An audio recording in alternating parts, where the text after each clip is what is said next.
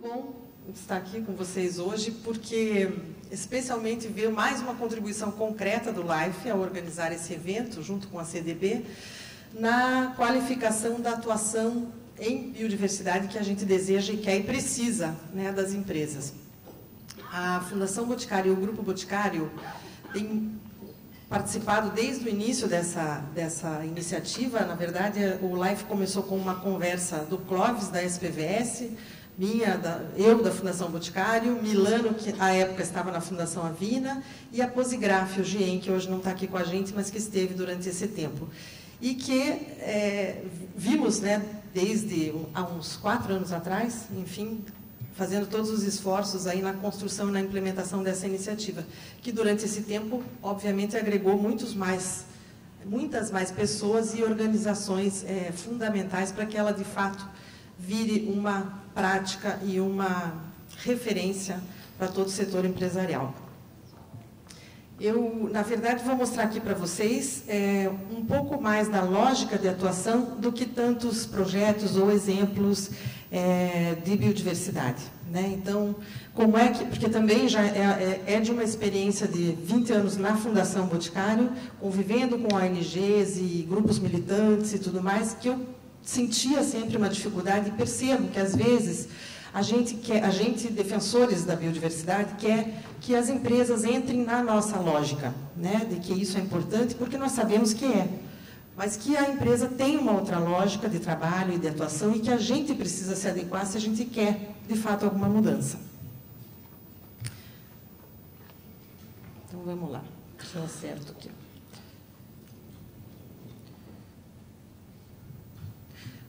Coisa estranha ali que não... Então, vamos lá.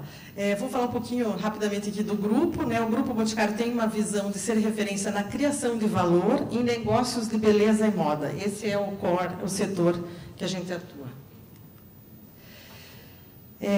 O grupo nasceu em 2010, resultado de uma trajetória de sucesso de empreendedorismo da empresa O Boticário, da unidade de negócios O Boticário, que tem 34 anos de atuação e que começou, eu acho que todo mundo já ouviu essa história, começou com uma pequena farmácia de manipulação, deixa eu voltar aqui, de manipulação em Curitiba, na região sul do país, está aí.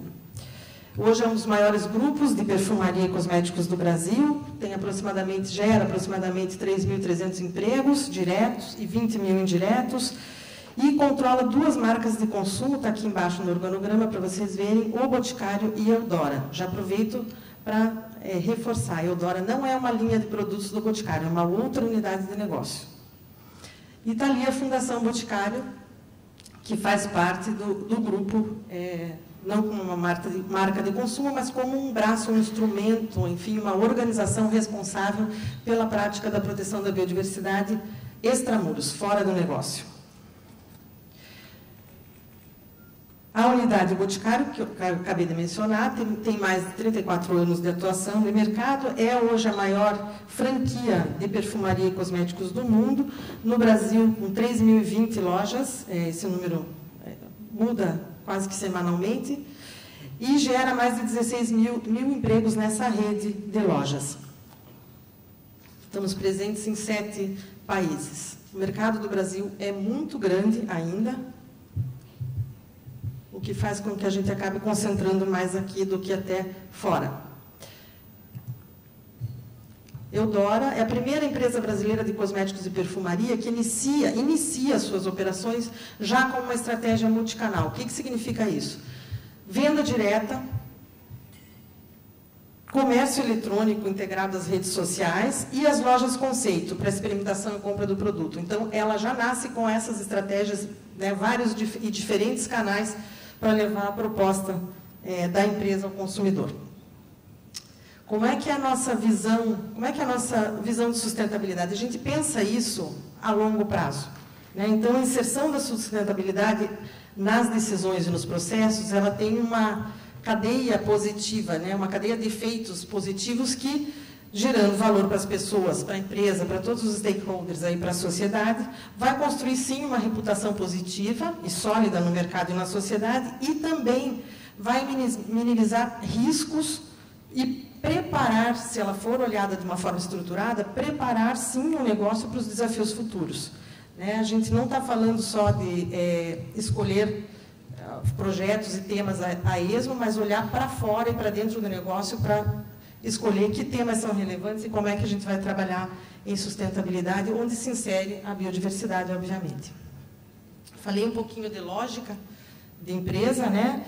Para a gente trazer esse conceito, essa cadeia positiva que a gente falou agora, né? Que a atuação em sustentabilidade deve trazer para a empresa, a gente precisa adequar isso, trazer isso para a lógica empresarial. A gente vê que são 3 indutores de ação aqui na lógica empresarial. Obviamente, é o risco. Né? Que tipo de marcos legais, regulamentações, vários citaram aqui resíduos sólidos, recursos genéticos, enfim, outras regulamentações que podem significar um risco de manutenção do negócio. Né? Existem coisas que ainda não têm base legal, mas que são já percebidos movimentos na sociedade, de defesa de uma causa ou de outra, de diversidade, de união de casais do mesmo sexo, questões que são importantes já para a sociedade e que não são base legal, mas que a empresa precisa olhar de uma forma séria para isso, para não ser pega de surpresa. Então, a gente chama são as induções sociais. E os cenários e tendências, né? A gente falou aqui, várias pessoas falaram de água, de energia, enfim, Thomas, né, da questão das mudanças climáticas. A gente tem informação, os países têm plano para energia, tem projetos, enfim, tem estratégias para isso. A gente precisa olhar isso mais a longo prazo, de uma forma estruturada, para trazer isso para o negócio e o que a gente tem que fazer para ele, sim, continuar se mantendo e ser perene. Essa indução de risco é bem importante e várias empresas atuam nessa linha. A outra indução, a outra lógica é aqui do retorno. Né? Que tipo que temas, que cenários, que questões estão sendo debatidas ou vão surgir no médio e longo prazo que podem significar oportunidades de mercado para a empresa, de manter seu mercado ou de ganhar novos mercados. Ou também de conseguir eficiência, né? Eficiência significa retorno, obviamente. Então, considerando essas 2 lógicas, a gente tem uma inserção de sustentabilidade que é juntar as questões sociais e ambientais, que é o conceito básico que a maioria das empresas usa, né? Juntar as questões sociais e ambientais juntamente com as questões econômicas e financeiras da empresa, que são a finalidade primeira da empresa. Né? A gente tem um outro indutor de atuação em sustentabilidade e em biodiversidade, portanto, que são os valores, né? A crença da empresa de que isso é uma questão relevante, é importante e ela tem um papel maior do que só gerar empregos ou só gerar lucro. Né? Ela quer ser reconhecida, ela quer deixar um legado maior para a sociedade. Aqui a gente tem um exemplo, que está ali ao ladinho, né, que é a Fundação Grupo Boticário de Proteção à Natureza, criada 21 anos atrás, com base numa crença, num valor, num princípio do fundador Miguel Krisner. E na lógica de risco-retorno, a gente tem a inserção da sustentabilidade nos negócios para que eles tenham sustentabilidade no futuro. E a gente vê que assim, pelo menos no nosso caso, é um equilíbrio entre as 2 lógicas. Né? É a lógica do risco e retorno para a empresa, o que é que esse trabalho em sustentabilidade e em biodiversidade vai me trazer, e sim, princípios e valores que me fazem atuar independente do cenário. Então, é fundamental a gente olhar de uma forma estruturada para esses desafios que a gente já tem sinalizados aí para os próximos 30, 50 anos, né? E saber que se eu preciso enfrentar precisamos enfrentar esses desafios todos para que o nosso negócio se mantenha, se transforme, enfim, dure, tenha perenidade no futuro.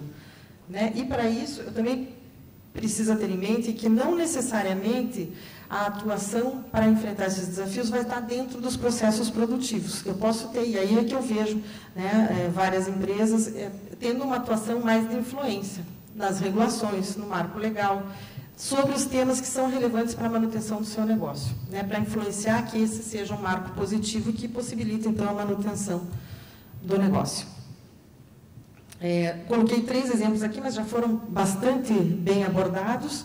Todo mundo sabe, né, que a gente tem problema de água já, a gente vai ter até 2030, energia também, petróleo também. Né, o que significa isso? Não vou mais ter água? Vai sim, vai ter água, vai ter energia, vai ter petróleo. Só que o custo vai ser muito maior. Né? Então, a disponibilidade menor, o custo maior, é uma lógica bem óbvia. Aí, e isso impacta os processos produtivos e atividade de qualquer empresa. Não sei qual empresa não depende de água ou energia, por exemplo. Né? Então, o que as empresas estão fazendo para absorver esses cenários? Né? Se eu for pela lógica do risco, eu preciso evitar depender desses insumos, vamos dizer assim. Eu posso fazer produtos sem água, por exemplo, posso aproveitar isso como uma oportunidade e ganhar mercado, ou, enfim, como é que eu vou enfrentar? Então, esse olhar estruturado, a longo prazo, traz uma ação concreta, talvez no médio e no curto prazo, para as empresas. Né? Sustentabilidade na visão de clientes e consumidores. Aqui eu trouxe, bem resumidamente, resultados de uma pesquisa que foi feita, com 2, na verdade. Uma com foco pela Gouveia de Souza, com foco no varejo, consumidores globais, tá? No Brasil e mais 15 países. E a outra do Instituto Market Analysis, aqui no Brasil. Aí misturei um pouquinho, mas trouxe só os destaques que eu achei que tinham a ver com biodiversidade. Aí vocês podem ver, né? 80%, quando você pergunta o que é sustentabilidade para os consumidores, 80% dos conceitos que eles trazem são associados ao meio ambiente.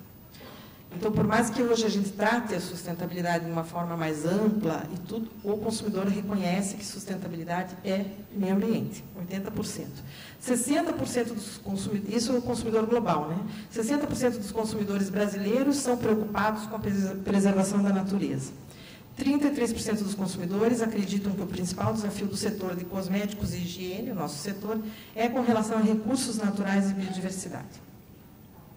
44% adotam práticas sustentáveis em seu dia a dia, seja lá o que eles entendam que seja isso, normalmente economia de água, de energia, reciclagem de resíduos, destinação correta, mas mais conceitos ligados à ecoeficiência, normalmente.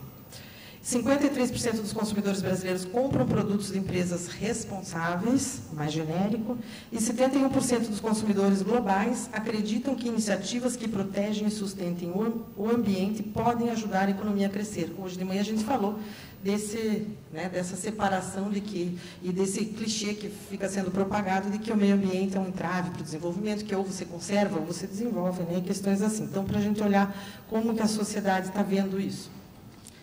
Lembrando agora, nem pus na palestra porque não era o foco, mas a gente teve uma pesquisa no primeiro semestre que falou a opinião da sociedade em relação à mudança do Código Florestal. E a grande maioria é contra essa mudança, né, pela pesquisa que foi divulgada. Então, mais uma vez, a gente, de repente, tem alguns mitos e alguns bloqueios que a gente precisa confirmar se são verdadeiros. Como é que é o modelo? Então, considerando essas lógicas de atuação, né, esse olhar estruturado para o cenário mais a longo prazo, e o que isso representa de ação no curto e médio prazo, como é que funciona a governabilidade da sustentabilidade?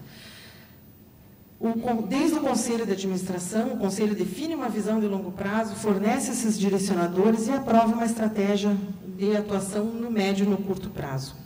A diretoria executiva do grupo constrói essas diretrizes, aprova a atuação do grupo e acompanha a evolução, porque novos desafios podem ser inseridos no decorrer dos 5 anos, que são os ciclos de planejamento que a gente tem.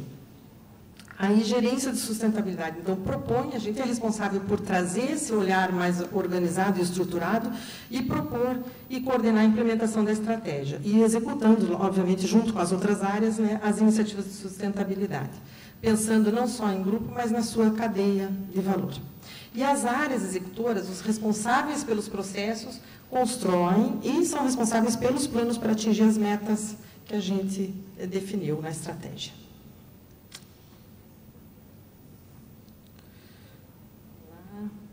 Foi.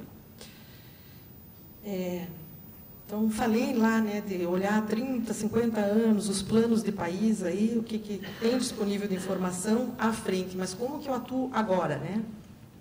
Então, a gente tem um modelo de curto, médio prazo aqui, que definiu temas de sustentabilidade relevantes para a organização e que permite que a gente foque essas ações desenvolvidas, que a gente monitore e veja se, de fato, a gente teve resultado. Para esses temas, para a gente chegar nesses temas de sustentabilidade, foram considerados, de novo, nos três indutores lá que eu falei, né? As questões de crenças, então, princípio, valores, né? O propósito profundo da empresa, tudo isso, os compromissos internos e externos já assumidos e quais as tendências de sustentabilidade em temas mais relevantes. E isso resultou numa plataforma de 6 dimensões, as coloridinhas ali: responsabilidade organizacional, relações responsáveis, responsabilidade pelo produto e serviço, recursos naturais e biodiversidade, mudanças climáticas e relações humanas. Só coloquei aqui os temas que estão priorizados para o ciclo. Cada uma dessas dimensões tem vários temas, e a gente priorizou esses 10 temas para esse ciclo de 5 anos. O que importa aqui? A gente vai colocar nessas dimensões, cada empresa, enfim, quais são os temas relevantes para o negócio dela e, vamos dizer, para os princípios e para o que ela acredita. Às vezes, eu não tenho uma relação direta de risco nem de retorno, porém, a gente atua naquele tema por considerar que ele é importante, ou que ele até por uma questão de clima, às vezes, né? Como é que a gente organizou isso? Cada tema tem 3 níveis de gestão dele. No primeiro, a gente tem uma coisa bem básica de mapeamento, diagnóstico, identificar as oportunidades, os riscos, inserir já nas políticas internas a sustentabilidade e vamos dizer, práticas de mercado e compliance, né, legislação. No nível 2, já tem uma coisinha um pouquinho mais aprofundada, monitoramento de desempenho, já insere na gestão, já tem ajuste de processo. E no nível 3, seria a implementação completa daquele tema nos processos produtivos e na cadeia, em profundidade, sendo já como uma referência naquele tema. Exemplos relacionados à biodiversidade. Aqui. Então, são essas 3 dimensões que mais têm foco em biodiversidade: a responsabilidade pelo produto e serviço, recursos naturais, biodiversidade e mudanças climáticas.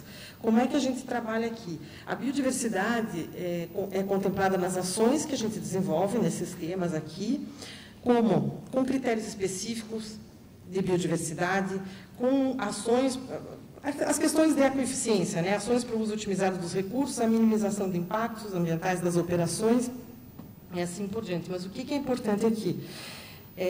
Que a biodiversidade não é só olhada ou considerada aqui na questão do uso dos recursos, mas sim no impacto que as nossas atividades, ou os nossos processos produtivos, os nossos produtos podem ter nela, né?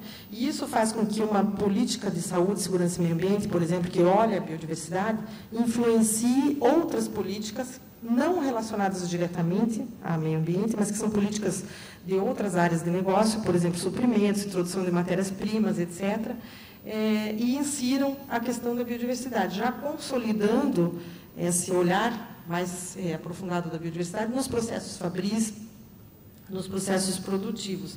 Ou seja, ela entra daí no core do negócio, né? Eu vou fazer esses processos, mas com essa inserção. Ela não é mais a parte só quando estou falando lá de saúde, segurança e meio ambiente.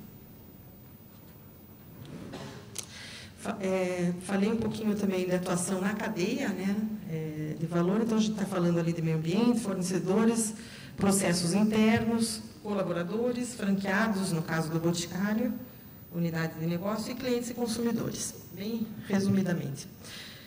Nos processos internos, o grande desafio aqui é esse tema que a gente está chamando de gestão dos riscos sociais e ambientais nos processos de pesquisa, desenvolvimento e industrialização de produtos. Então, eu pego todas as etapas do produto, né?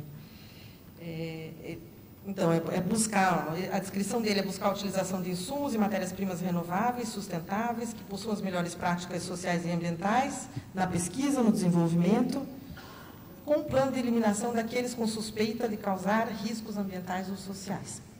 O primeiro desafio acho que para todo mundo, a rastreabilidade. Hoje a gente tem, então, mais de 1.200 matérias-primas de origem vegetal, animal, mineral e sintética, que estão sendo avaliadas de acordo com esses critérios, considerando, então, toda a questão social e ambiental, E isso, né? Inclusive critérios que buscam avaliar o impacto desse produto em biodiversidade.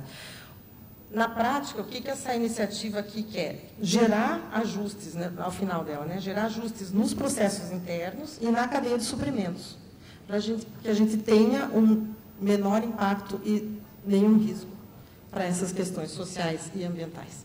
Aqui é onde as empresas constroem as blacklists, as brown, que é eliminação total de algum tipo de matéria-prima, ou as brown lists, que é não utilizar mais e ir eliminando aos poucos do portfólio, e a questão da análise de ciclo de vida nas etapas todas, inclusive até do berço ao túmulo, até no pós-consumo.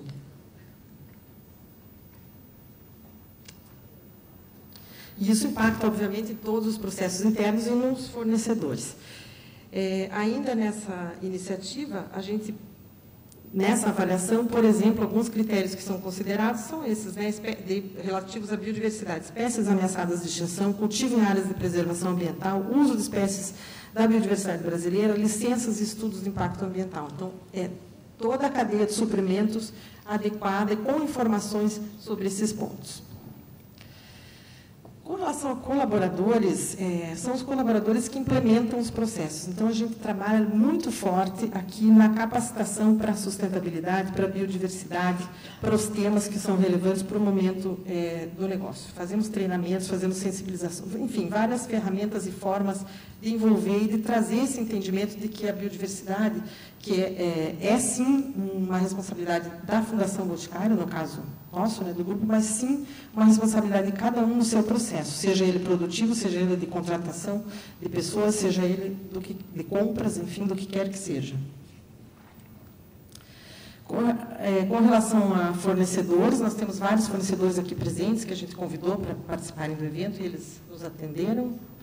E a gente tem um trabalho bastante forte de avaliação anual desses fornecedores, onde tem critérios de sustentabilidade e de respeito à biodiversidade inseridos nessa avaliação, e eles são premiados pela melhor performance nesses critérios anualmente.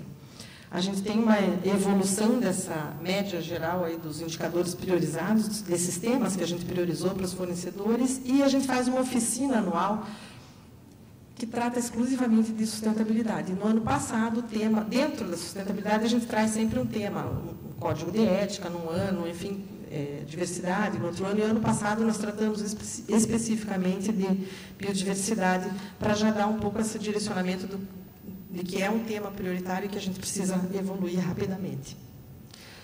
Mesma coisa com os franqueados da rede. Temos um sistema de avaliação que é dentro da mesma ferramenta onde eles são avaliados pela performance no negócio. Nesse sistema, a gente insere questões de sustentabilidade e de biodiversidade.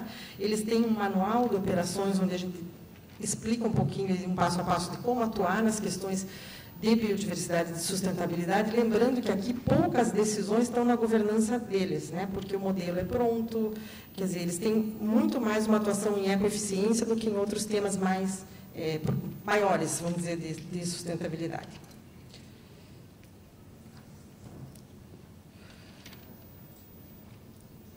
Clientes e consumidores, o que chega hoje diretamente nos clientes e consumidores é o programa de reciclagem de embalagens pós-consumo. Então, todas as lojas são preparadas para receber as embalagens, a gente recolhe essas embalagens, retornam para serem destinadas corretamente, ou para reciclagem ou para descarte. E aí, falei rapidamente do grupo, e vamos falar um pouquinho de investimento social privado, né? Lá derivada da lógica e da indução pela crença, pela responsabilidade, pelos valores, pelos princípios da empresa. Então, o grupo tem uma política de destinar 1% da sua receita líquida para esse investimento social privado, e esse investimento ele é direcionado para as ações de conservação da natureza, que são realizadas pela Fundação, e para ações culturais, que são alguns espaços que a gente mantém, como o Espaço Perfume, aqui, lá em São Paulo, o Espaço do Olfato, o Espaço História da Farmácia, em Curitiba, o Teatro de Bonecos, em Curitiba, e a Estação Natureza, que é uma exposição sobre biodiversidade, que nós temos uma em São Paulo, uma em Corumbá, e estamos montando uma em Curitiba.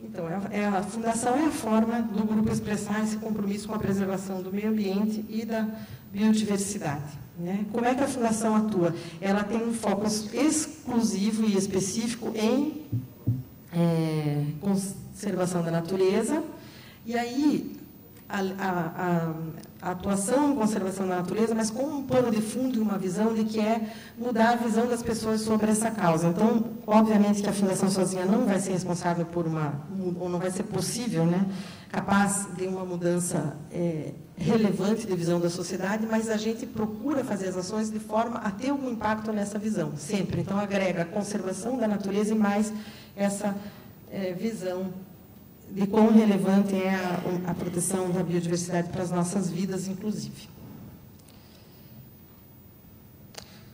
Foi claro, o nosso foco de atuação é apoio a projetos, são mais de 1.260 projetos. Dentro desses projetos, nós tivemos mais de 30 espécies novas de fauna e flora descobertas pelas pessoas responsáveis pelos projetos, financiados pela Fundação. E a gente atua também em mudanças climáticas, por exemplo, não temos como, né, não atuar hoje. Uma fundação privada não é decisora, não é país, não é membro, né, dessas decisões todas, mas ela pode influenciar, sim, a visão das pessoas e as decisões e ajudar a qualificar. A Fundação aqui participa do Observatório do Clima, onde a gente, junto com outras organizações, puxa e insere a questão da conservação nas decisões, nos instrumentos de mudanças climáticas. E está vermelho aqui, eu estou apressando. E na questão das áreas protegidas, sempre foi uma estratégia prioritária da Fundação, porque é onde está concentrada a biodiversidade, obviamente. Então, a gente tem duas reservas naturais, em particular do patrimônio natural, uma na Mata Atlântica, uma no Cerrado, são 11.000 hectares de áreas protegidas, com uma contribuição para a proteção desses biomas, para a pesquisa científica, para a educação ambiental e para a região, no Paraná especificamente, por conta da contribuição que devido ao ICMS ecológico, a reserva dá para o município com aumento de receita. Né? Em Goiás, a gente não tem ainda, estamos articulando e ajudando, enfim, aos decisores locais a priorizarem a implementação desse ICMS ecológico para que também possa ter benefício com a criação das áreas protegidas. Uma coisa que o Braulio falou hoje de manhã, né, que eu fiquei pensando, a gente tem 14 estados hoje que têm ICMS ecológico. Todos esses estados, com critérios diferentes, valores diferentes, mas eles privilegiam os municípios, a distribuição do ICMS privilegia os municípios que têm áreas protegidas. Então, como ainda continuar dizendo que as áreas protegidas não trazem um benefício concreto para o município? É aumento de receita. Em Guaraqueçaba, onde a gente tem a Reserva Natural Salto Morato, obviamente que, devido ao Parque Nacional e outras reservas também, 30% do orçamento do município vem do ICMS ecológico, que é porque eles têm áreas protegidas. Então, é sim um benefício bem mais concreto do que receita, não sei o que tem. As estações de natureza, já mostrei rapidamente. E aqui, são 37 novas espécies descobertas no âmbito dos projetos apoiados, e 5 delas, né, que estão aqui na fotinha, um anfíbio, 2 peixes, um maracujá e debaixo ali é uma urtiga, tem o nome da fundação e da empresa. Um reconhecimento da importância desse trabalho para a biodiversidade. Tá bom? 29 minutos, eu encerro.